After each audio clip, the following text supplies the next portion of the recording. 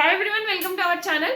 So voting results అయితే చూద్దామండి. As యూజువల్గా తనుజ టాప్లో ఉంది. సో ఎన్ని నెగటివ్స్ వచ్చినా కూడా ఫుల్ ఫ్యాన్ బేస్తో ముందుకెళ్ళిపోతుంది, టాప్లో దూసుకెళ్ళిపోతుంది.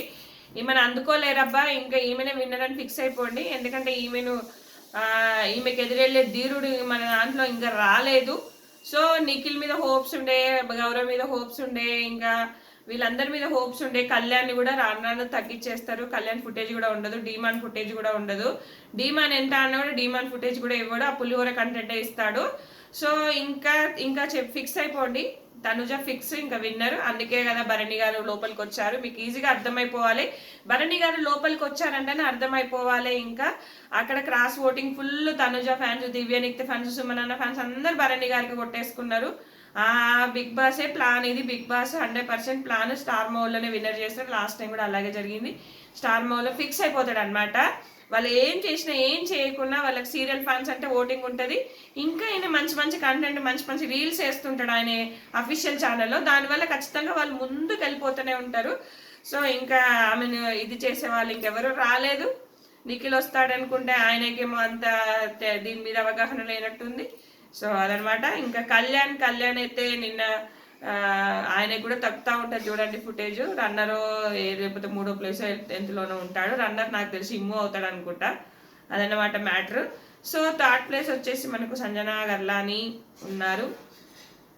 4th ప్లేస్లో డీమాన్ వచ్చారు. డీమాన్ కొంచెం ఓటింగ్ పెరిగింది, ఎందుకంటే ఆ రీల్స్ మనమే కదా వైరల్ చేస్తున్నాం. మనలాంటి వాళ్ళు చాలా మంది డీమాన్ రీల్స్ వైరల్ చేస్తున్నారు, ఆడిన విధానం అవన్నీ. సో సంజనా గర్లానికి ఇమ్మాన్యుయల్ ఓటింగ్ ఉంటుంది. ఇమ్మాన్యుయల్ కనుక ఉంటే సంజనా గారికి ఓటింగ్ ఏంటనేది తెలుస్తుంది ముందు.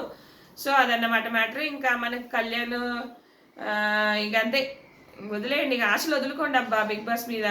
ఈ శ్రీజాన్ ఎలిమినేషన్ ఎంత దారుణం అబ్బా, అన్ఫేర్ చేసి మళ్ళీ ఇది చేసి మళ్ళా దారుణంగా అవమానించి పంపించేశారు అబ్బా పిల్ల. ఆ జాబ్ రిజైన్ చేసుకొని అదంతా అనవసరంగా వచ్చింది, దారుణమైన అవమానం ఇది. అప్పుడేమో ఓట్స్ ఉన్నప్పుడు పంపించేశారు, ఇప్పుడేమో ఓట్స్ తక్కువ వచ్చాయని పంపించేశారు.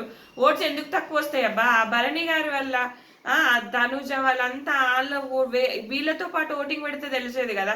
ఏదో సపరేట్ ఫ్యాన్ జోన్ అని చెప్పేసి అందులో ఓటింగ్ పెడితే ఇక్కడ వేసుకుంటారు, అక్కడ వేసుకుంటారు, అంతే కదా. వీళ్ళతో పాటు పెడితే తెలిసేది కదా ఓటింగ్. ఇది తెలుస్తుంది ఈజీగా.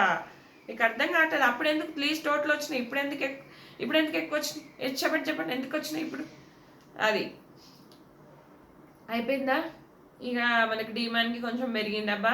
తర్వాత రీతు ఉన్నారు. రీతు పాప మంచి కంటెంట్ ఇచ్చినా కూడా రీతుకి కూడా ఆ స్పేస్ ఇవ్వరు. ఆ పులిహోర కంటెంట్దే ఇస్తారు, కానీ చాలా బాగా మాట్లాడుతుంది కొన్ని విషయాలు, అది మాత్రం ఇవ్వరు. 3వ ప్లేస్లో మనకు రాము రాథోడ్ ఉన్నారు. సో రాము రాథోడ్ పెద్దగా కంటెంట్ ఏం రావట్లేదు, కానీ ఆయనకు సంబంధించి ప్రత్యేకమైన ఒక జోన్ ఉంది, ఫ్యాన్స్ జోన్. అందులో ఆయన కోట్స్ వేస్తూ ఉంటారు, అదన్నమాట మ్యాటర్. సో అది. ఇంకా నెక్స్ట్ వచ్చేసి మనకి మాధురి గారు ఉన్నారు, తర్వాత గౌరవ్ ఉన్నారు. సో ఇంకా వీళ్ళిద్దరిలో ఎలిమినేషన్ ఉంటుందా?